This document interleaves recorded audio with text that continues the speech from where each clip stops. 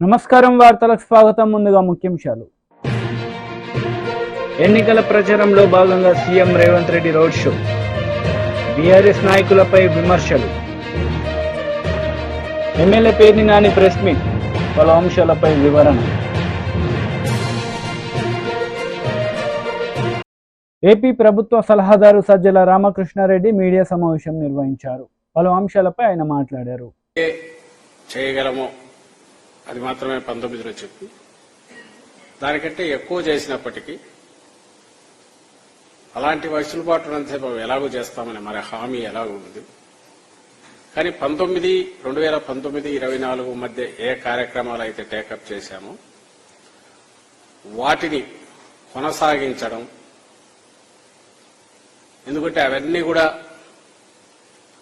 పేదల జీవితాల్లో మంచి మార్పు, పెను మార్పు దారి తీస్తున్నందువల్ల,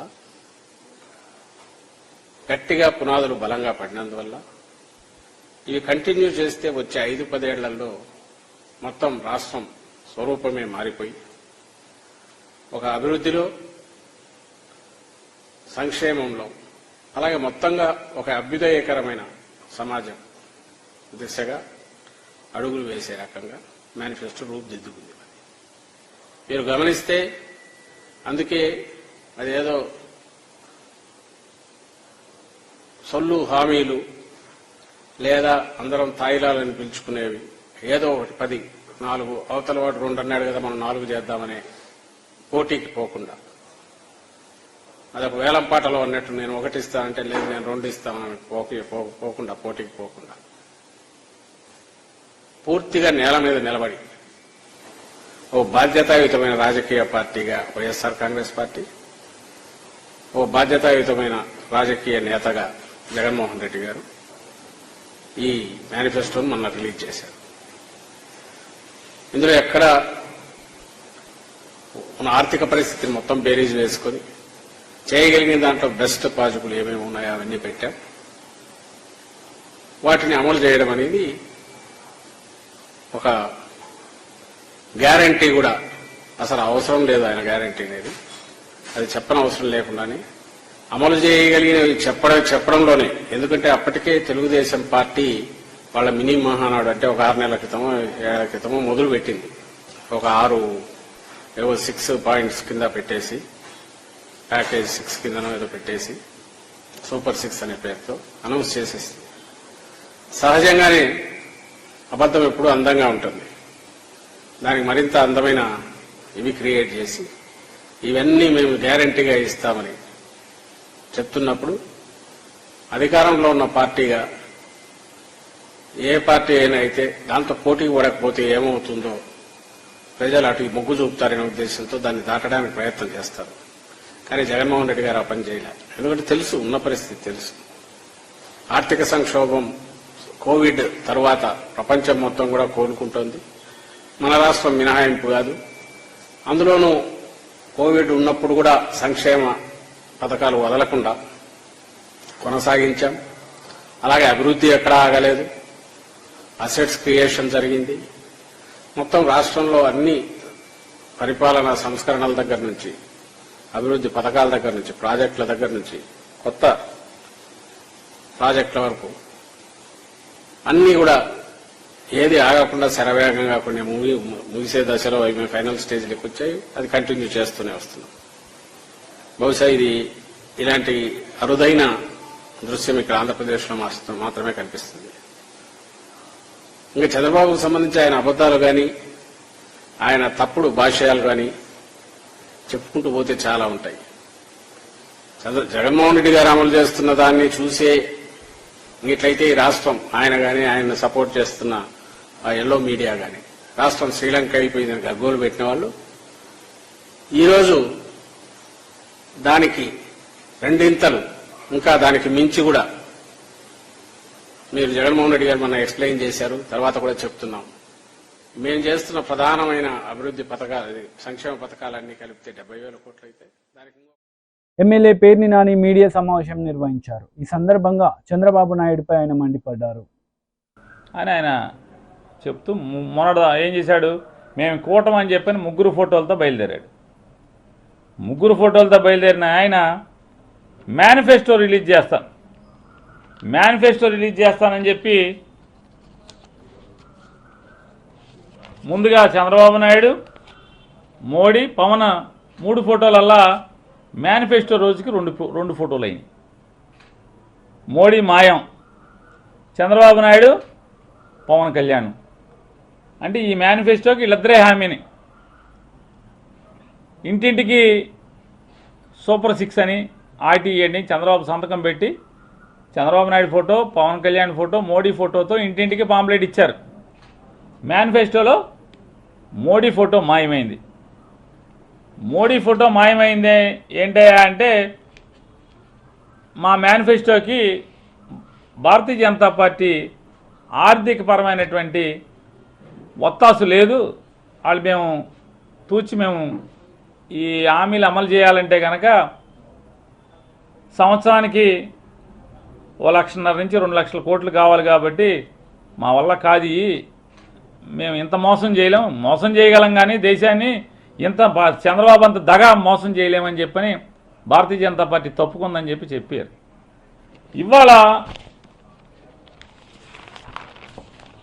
ఇవాళ తెలుగుదేశం పార్టీ చంద్రబాబు నాయుడు ఒక అడ్వర్టైజ్మెంట్ ఇచ్చాడు. ఆంధ్రప్రదేశ్ రాష్ట్రంలో సుమారుగా ఒక 15-16 పేపర్లు వచ్చవుతున్నాయి, వార్తా పేపర్లు. ఈ న్యూస్ పేపర్లు 15-16 వచ్చైతే సుమారుగా ఒక 9-10 పేపర్లో కోట్లు ఖర్చు పెట్టి అడ్వర్టైజ్మెంట్ ఇచ్చాడు. సరే, డబ్బులు ఉన్నాయి, పాపపు సొమ్ము ఉంది, అడ్వర్టైజ్మెంట్ ఇచ్చుకుంటాం, తప్పేం లేదు. ఈ అడ్వర్టైజ్మెంట్లో చూడండి, పవన్ కళ్యాణ్ మాయం, కూటమి అన్నావు, చంద్రబాబు నాయుడు, మోడీ, పవన్ కళ్యాణ్ అన్నారు, 3 ఫోటోలు వేశారు, ఇంటింటికి సంతకం పెట్టి సూపర్ 6 అన్నారు, మేనిఫెస్టో అన్నారు, మేనిఫెస్టోలో మోడీ మాయం అయ్యాడు, చంద్రబాబు పవన్ కళ్యాణ్ అయ్యాడు. ఇవాళ ఎన్నికలు దగ్గర పడుతున్న కొందికి పవన్ కళ్యాణ్ మాయం, చంద్రబాబు నాయుడు ఫోటో ఒకటే. ఇవాళ అదొకటే కాకుండా ఇవాళ ఒక్కొక్కటిగా అంటే ఫోటోలు మాయమైనవి చూస్తున్నాం కదా మనం. మేనిఫెస్టోలో మోడీ మాయం, అంతకుముందు సూపర్ 6లో మోడీ ఉన్నాడు, ఇంటింటికి పాంప్లెట్ ఇచ్చినప్పుడు. ఇందులో మోడీ మాయం, ఇందులో పవన్ కళ్యాణ్ కూడా మాయం. ఈ మాయాల సంగతి ఇప్పుడు ఫోటోలు మాయమైనవి అనుకుంటున్నాం మనం. ఫోటోలే కాదు, చంద్రబాబు నాయుడు హామీలు కూడా మాయమైపోతున్నాయి. ఇంటింటికి సూపర్ 6 పేరుతో ఊదరగొట్టారు, డబ్బా కబుర్లు చెప్పారు. ఏం చెప్పారు?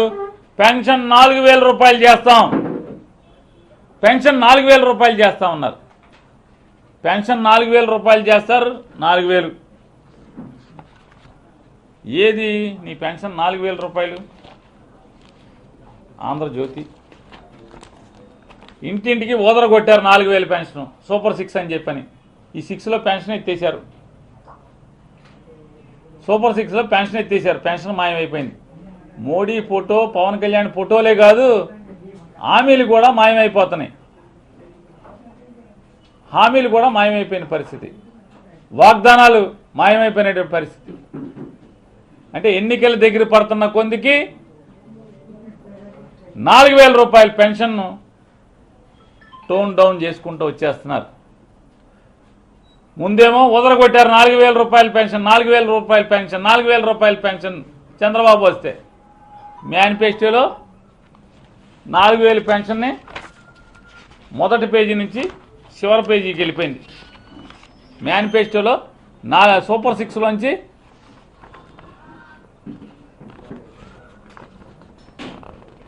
చివరి పేజీలోకి వెళ్ళిపోయింది. ఎన్నో పేజీ చూడండి, 4వ పేజీ 5వ పేజీలోకి వెళ్ళిపోయింది. ఇవాళ దీంట్లో అసలు లేకుండా పోయింది. టీడీపీ ఎమ్మెల్సీ అశోక్ బాబు మీడియా సమావేశం నిర్వహించారు. ఈ సందర్భంగా పలు అంశాలపై ఆయన మాట్లాడారు. ముందుగా అభినందించాలి. ఇక రెండోది, ఓటు హక్కు వినియోగించుకునే విధానం. గతంలో బ్యాలెట్ పేపర్లు బయటకు ఇచ్చేవాళ్ళు, అది చాలా వరకు మిస్యూజ్ అయ్యేది. ఒక రకంగా చెప్పండి, ట్రేడింగ్ జరిగింది బ్యాలెట్ పేపర్ల మీద. మరి ఈసారి అవకాశం లేదు. పీఓలు కానీ ఏపీఓలు కానీ ట్రైనింగ్ సెంటర్లోనే అక్కడ బ్యాలెట్ పేపర్ ఇస్తారు, అక్కడే వేసి వచ్చేయాలి. మిగతా ఓపీఓలు వీళ్ళందరూ కూడా ప్రతి నియోజకవర్గంలో ఒక ఫెలిసిటేషన్ సెంటర్ పెడతారు. అక్కడికి వెళ్తే బ్యాలెట్ పేపర్ అక్కడే ఇస్తారు, అక్కడే వేసేయాలి. అంటే 13 మే కంటే ముందే వీళ్ళందరూ ఓటు హక్కు వినియోగించుకుంటారు. వీళ్ళది సాధ్యమైనంత వరకు మాన్యువల్ బ్యాలెటే ఉంటుంది. జనరల్ ఎలక్షన్స్ ఓటింగ్లో ఈవీఎంలు ఉంటాయి. అయితే మాకున్న సమాచారం, మేము చాలా జిల్లాల్లో ఉద్యోగ సంఘాలతో మాట్లాడాం, ఉద్యోగులతో మాట్లాడాం. కొన్ని చోట్ల ఆర్ఓలు ఇబ్బంది పెట్టారు ఫారం 12 తీసుకోవటానికి. మేము ఎక్కడ తీసుకోం అక్కడ తీసుకోమన్నారు. దానికి మేము సీఈఓతో మాట్లాడి క్లారిఫికేషన్ ఇప్పించాం. ఏదైనప్పటికీ కూడా 26వ తారీఖు ఆఖరి తేదీ అన్నది ఈరోజు 1వ తారీఖు వరకు దీన్ని తీసుకురావడం జరిగింది. అవసరం అయితే 1 కూడా పెంచాల్సిన బాధ్యత ప్రభుత్వానికి ఉంది, ఎలక్షన్ కమిషన్కి ఉంది. ఎందుకంటే ఉద్యోగస్తుల వరకు సరిపోయింది, కానీ ప్రైవేట్ వ్యక్తులు ఎవరైతే ఇప్పుడు క్యాబుల డ్రైవర్లు ఎవరినైతే ఎలక్షన్ కమిషన్ డ్యూటీలకు తీసుకుంటుందో మరి వాళ్ళందరూ కూడా ఓటు హక్కు ఇచ్చి పోస్టల్ బ్యాలెట్ ఇవ్వాలని మేము డిమాండ్ చేసాం. ఆ దిశగా కూడా ఎలక్షన్ కమిషన్ పనిచేస్తుంది.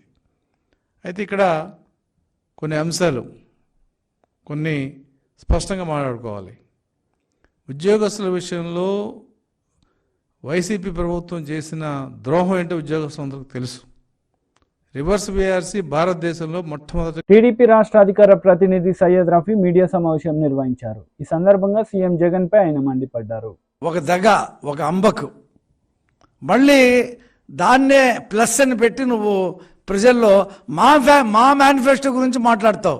నీకు దమ్ము ఉంటే 2019లో నువ్వు ఇచ్చిన మేనిఫెస్టోలో పాయింట్ టు పాయింట్ ఇది చేశాను అని చర్చకి రా. చంద్రబాబు నాయుడు గారు ఛాలెంజ్ చేశారు, నాతో చర్చకి రా, నువ్వేం చేశావో నేనేం చేశానో చెప్తామని చెప్పేసి. నీకు చుట్టూ పోలీసులు పెట్టుకొని ప్రజలకు ఎవరికి అందుబాటులో రాకుండా ఓ కాగితం, సజ్జలు రాసిన కాగితం చదువుకొని వెళ్ళిపోతావు ఆ మీటింగ్లో. నువ్వెక్కడ చర్చకు వస్తావు? కనీసం ప్రెస్ మీట్ పెట్టేటువంటి ధైర్యమే లేదు నీకు. ప్రెస్ మీట్ పెడితే ప్రెస్ వాళ్ళు అడిగితే ఏం చెప్పాలో నీకు తెలియదు. మొన్న ఒక అమ్మాయి అడిగింది, నువ్వు ఎలా ఇన్ని లక్షల కోట్లు సంపాదించావంటే మ్యామా అని ఆ భార్గవ రెడ్డి వైపు చూసావు. నువ్వు ఎక్కడ ప్రెస్ మీట్ పెడతావు? చంద్రబాబు గారితో నువ్వు ఎక్కడ చర్చకు వస్తావు? అది జరగని పని. ఇకపోతే మా మేనిఫెస్టో 2019లో మేము చాలా విషయాలు చెప్పాం. సరే, ప్రజలు రాజశేఖర రెడ్డి కొడుకు 14లో ఇవ్వలేదు, 19లో ఇస్తేనే అన్నీ చేస్తానని చెప్తున్నాడు, నీకు ఇచ్చారు, నువ్వేం చేయలా. మొన్న మా మేనిఫెస్టో రిలీజ్ చేసాం. మా మేనిఫెస్టోకి, అసలు జనరల్ మేనిఫెస్టోకి, నువ్వు రిలీజ్ చేసిన మేనిఫెస్టోకి మేము రిలీజ్ చేసిన మేనిఫెస్టో నక్కకి నాకలోకానికి ఉన్న తేడా ఉంది. నీదేముంది? 730 హామీలు ఇచ్చావు పాదయాత్రలో, 60 తప్పితే మిగతా వాటి జోలికి పోలా. అసలు ఈ మేనిఫెస్టోలోనే పెట్టాలా. నువ్వు ఈ చెప్పినటువంటి మేనిఫెస్టో మొత్తం కూడా, నువ్వు ఇచ్చినటువంటి హామీలు మొత్తం కూడా మేము పుస్తకం వేసాం. ఏ ఊర్లో ఎప్పుడు ఎక్కడ చెప్పావు, ఎంతవరకు నెరవేరిందని దానికి జవాబు లేదు. మా రాష్ట్ర అధ్యక్షులు అచ్చెన్న గారి చేతుల మీదుగా ఆ పుస్తకం రిలీజ్ చేశాం. అది రాష్ట్ర వ్యాప్తంగా పంచిపెట్టాం. ఇంకా సిగ్గు లేకుండా మా మేనిఫెస్టో ఏదో వెబ్సైట్లో నుండి తీసేశారు అని అబద్ధాలు చెప్పుకుంటూ తిరుగుతున్నావు. ఇప్పటికైనా చూడు, వెబ్సైట్లో 2014 ఉంది, 2019 కూడా ఉంది. అబద్ధాలు చెప్పడం మానేసి జగన్మోహన్ రెడ్డి, ఎలాగ ఓడిపోతున్నావు కదా, 10-12 రోజులు ఎన్నికలే జరుగుతున్నాయి కదా, ఇంకా అబద్ధాలతో ఎలాగా నువ్వు కాలం గడుపుతావు? ఇవాళ మేము అందరితో పాటు ముస్లింల్లో మహిళలకి పురుషులకి 50 ఏళ్లకే పెన్షన్ ఇస్తాం, అది 4,000 రూపాయలు ఇస్తామని చెప్పాం. అది శభాష్ అనిపించుకునేటువంటి మాట. నువ్వు అని చెప్పావా? నీ 3,500 చివరి 2 సంవత్సరాల్లో 250 పెంచిస్తాను. నీకు పరిపాలన చేత కాదు కదా, ఆదాయం పెంచడం రాదు కదా, నీకు సంపద సృష్టించడం రాదు కదా. నువ్వు చెప్పలేవు 4,000 ఇస్తానని. చంద్రబాబు నాయుడు గారు 4,000 రూపాయలు ఇస్తానన్నాడు. ముఖ్య పట్టణాల్లో ముస్లిం మైనార్టీలకి ఈద్గాల కోసం, ఖబరస్థాన్ల కోసం, మసీదుల కోసం స్థలం కేటాయిస్తామని చెప్పి. ఎందుకంటే జనాభా పెరిగింది, ఖబరస్థాన్లు కావాల్సి వస్తున్నాయి, అలాగే ఈద్గాలు కావాల్సి వస్తున్నాయి. ఆ పరిస్థితిని దృష్టిలో పెట్టుకొని నీకు ఈ హామీ ఇవ్వటం జరిగింది. ఎన్నికల ప్రచారంలో భాగంగా CM Revanth Reddy road show నిర్వహించారు. ఈ సందర్భంగా బీఆర్ఎస్ నాయకులపై ఆయన పలు విమర్శలు చేశారు. మా మిత్రులందరూ తెలియజేస్తున్నా, మిత్రులారా మీరు ఆలోచన చేయండి.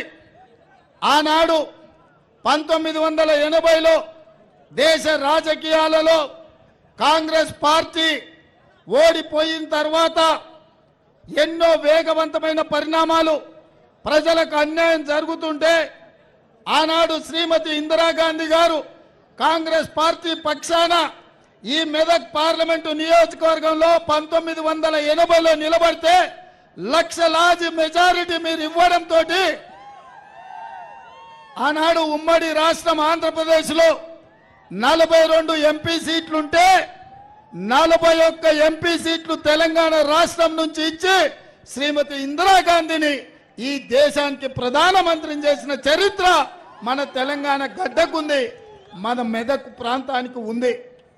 మిత్రులారా, ఆనాడు 80లో గెలిచిన ఇందిరమ్మ ఈ ప్రాంతంలో పరిశ్రమలను తెచ్చింది, పెట్టుబడులు ఇచ్చింది, ఈ ప్రాంతాన్ని అభివృద్ధి చేసింది. ఈరోజు దేశంలో నలుమూలల నుంచి కార్మికులు వచ్చినా, కర్షకులు వచ్చినా, వ్యాపారస్తులు వచ్చినా, పెట్టుబడిదారులు వచ్చినా మన ప్రాంతానికి ఆనాడు జవహర్లాల్ నెహ్రూ గారు మనకు బిహెచ్ఎల్ ఇచ్చిండ్రు.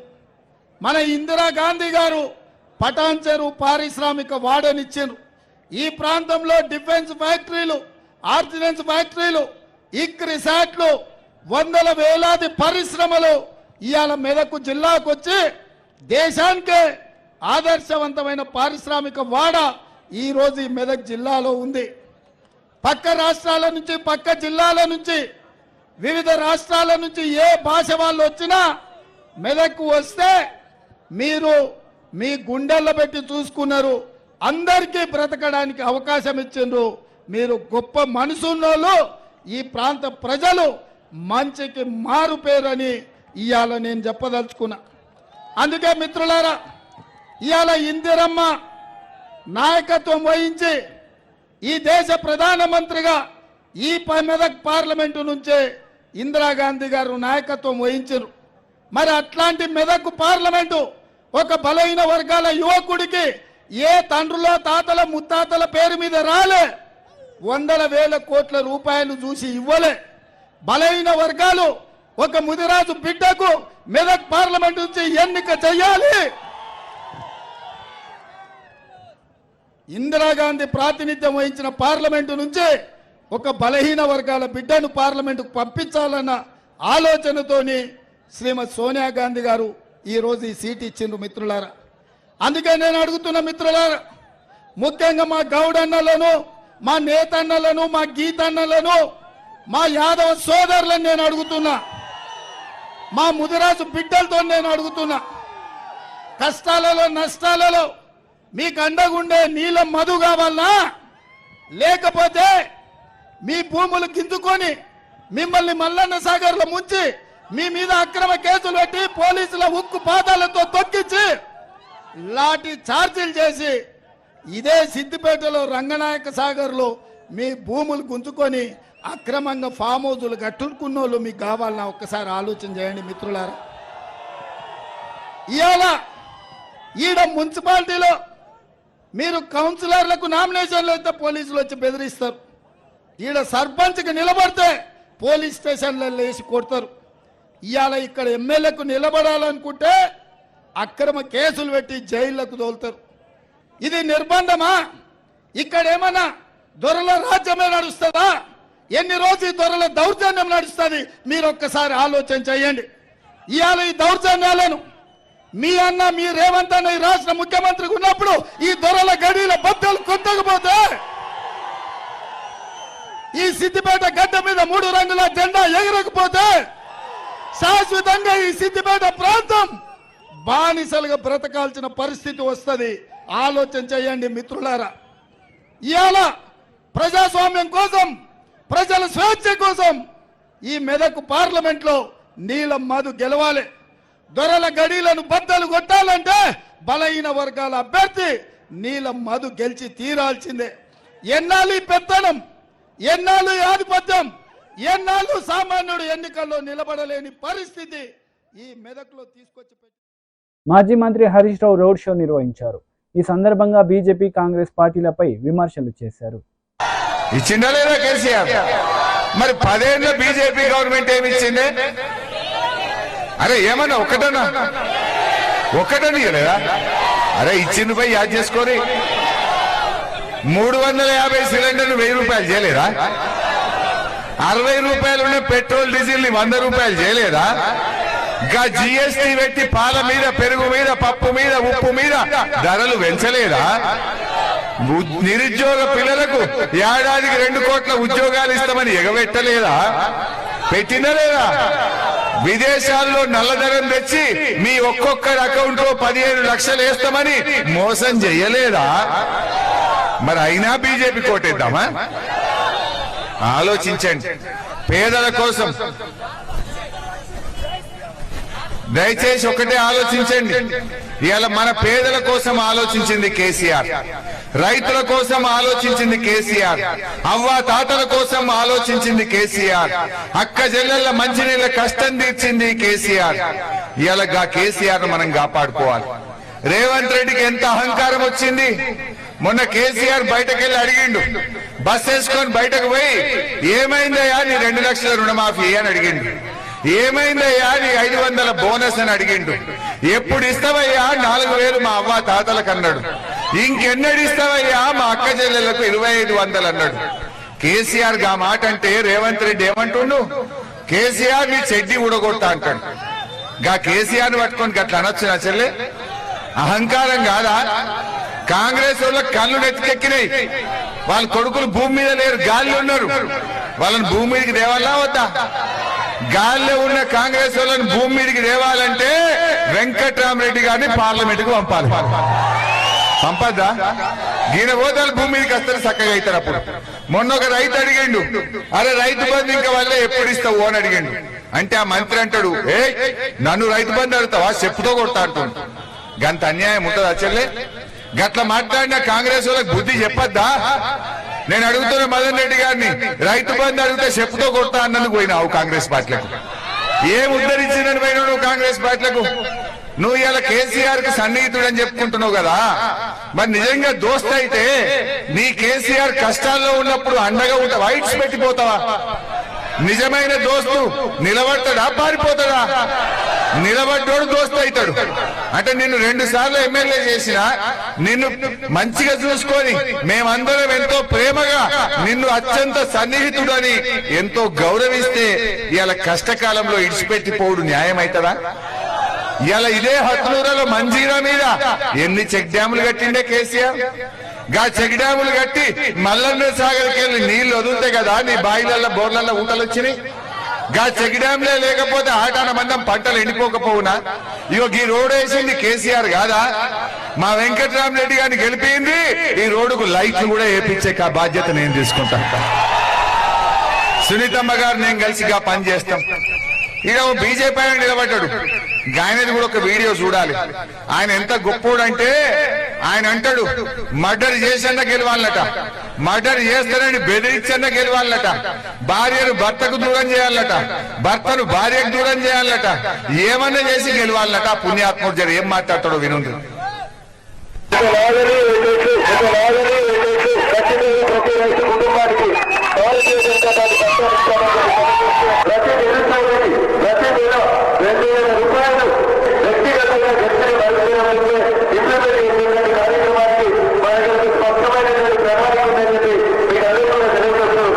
భారతీయ జనతా పార్టీని గెలిపిస్తే నేను గెలిపించిన 6 నెలలలో కేంద్ర మంత్రిని తీసుకొచ్చి దుర్గారెడ్డి టెక్స్టైల్ పార్క్ మంజూరు చేపించామని చెప్పి ఈ సందర్భంగా తెలియజేస్తా ఉన్నాం. పైసలు వచ్చి గెలిచినా, తప్పు పని చేసి గెలిచినా, తలవాళ్ళు కొట్టి గెలిచినా, మర్డర్ చేసి గెలిచినా, మర్డర్ చేస్తాను భయపట్టి ఓటు చేయించుకున్నా, ఏమి చేసినా గెలిస్తేనే మనం అందరం తెల్లగుంటాం, తలకాయ ఎత్తుకుంటాం. మాజీ మంత్రి కేటీఆర్ ప్రెస్ మీట్ నిర్వహించారు. ఈ సందర్భంగా పలు అంశాలపై వివరణ ఇచ్చారు. కేసీఆర్ ముఖ్యమంత్రి ఉన్నప్పుడు ఆ రోజు కూడా ఇట్లాగే నోటీస్ ఇచ్చిండ్రు. అందులో కూడా విద్యుత్తు నీతి కొరతల గురించి ప్రస్తావించిండ్రు అనుకుంటా. ఆయన ఒక ట్విట్టర్లో ఒకటి పెట్టారు. ఏమని? ఆ రోజు అప్పటి నోటీసు అంటే కేసీఆర్ గారు ఈ రోజు నోటీసు ఏదైతే ఉస్మానియా చీఫ్ వార్డెన్ ఇచ్చారో దాన్ని పెడితే దానికి కౌంటర్గా రేవంత్ రెడ్డి గారు పాపం ఆయన ఒక నోటీస్ పెట్టి ఇరుక్కొని పోయాడు. ఇది ఆయన పెట్టిన నోటీస్. రేవంత్ రెడ్డి ఆయన ట్విట్టర్ హ్యాండిల్లో పెట్టింది ఈ నోటీస్. మళ్ళీ ఎవరు పెద్ద చూపెడతాం. ఇది ఆయన పెట్టిన నోటీస్ రేవంత్ రెడ్డి. వీళ్ళు ఏం రాస్తారంటే మెసేజ్ విల్ బి క్లోజ్డ్ అని రాసి అందులో పైన సమ్మర్ వెకేషన్ డిక్లేర్ చేశారు. There is also acute shortage of water and electricity in the university hostel in message 12/5/23 అని చెప్పి ఒక డాక్యుమెంట్ పెట్టారు. పెట్టంగానే ఏం జరిగిందంటే మాకు 100 మెసేజ్లు వచ్చినాయి. ముఖ్యమంత్రి పెట్టిన document fake document, forge document, ఫర్జీ డాక్యుమెంటు, ముఖ్యమంత్రి స్వయంగా అత్యున్నతమైన పదవిలో ఉంటూ ఒక ఫోర్జ్ డాక్యుమెంట్ను ప్లే చేయడం అనేది అన్యాయం అని చెప్పి మీరు అక్కడ స్క్రీన్ మీద కూడా చూడొచ్చు. ఫేక్ డాక్యుమెంట్ ఏది, ఒరిజినల్ డాక్యుమెంట్ ఏది అది పంపుతూ మాకు ఉస్మానియా విద్యార్థుల నుంచే 100 మెసేజ్లు వచ్చినాయి. ఎక్కడొచ్చింది మరి, ఎక్కడి నుంచి వచ్చింది ఈ ఫేక్ వర్సెస్ ఒరిజినల్ అంటే మీకు ఒక విషయం ఇది కూడా చెప్పాలి నేను. జనరల్గా ఏమవుతుందంటే ఈ నోటీసులు వచ్చిన ప్రతిసారి ఎప్పుడైనా సరే వెంటనే ఉస్మానియా స్టూడెంట్ గ్రూప్స్ ఉంటాయి, వాట్సాప్ గ్రూప్. ఆ వాట్సాప్ గ్రూప్లలో అది పెట్టేస్తారు. ఒకసారి అది నేను ప్లే చేస్తాను మీకు. ఇది చూడండి, ఇది వాట్సాప్ గ్రూప్ యొక్క చాట్. మీరు చూడవచ్చు. ఆ చాట్ యథాతథంగా మీకు ముంగడ పెడతాను. ఇది పోయిన సంవత్సరం, ఇది మొత్తం chat last 1 year 1.5 year chat. ఇది ఈ నెల మే నుంచి మొదలు పెడితే పోయిన నెల మే దాకా ఉంది. అందులో పోయిన సంవత్సరం మే 12 యొక్క స్క్రీన్ షాట్ మీకు నేను చూపెడతాను.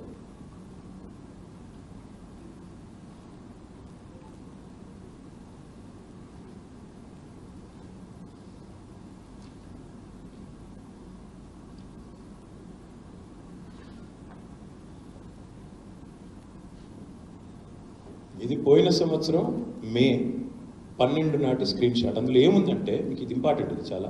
ఇందులో ఏముందని చెప్తాను. ఎంత దుర్మార్గం అంటే ఈ ముఖ్యమంత్రి స్వయంగా ఫేక్ డాక్యుమెంట్లు తయారు చేయడం అనేది ఎంత చండాలం అంటే ఈయన పెట్టిన దానిలోనేమో ఫేక్ డాక్యుమెంట్లో acute shortage of water and electricity in the university hostels and messes అని తయారు చేసి పెట్టినాడు. ఒరిజినల్ ఒకసారి పెట్టండి, ఒరిజినల్ పెట్టండి. ఒరిజినల్ది చూడండి దయచేసి.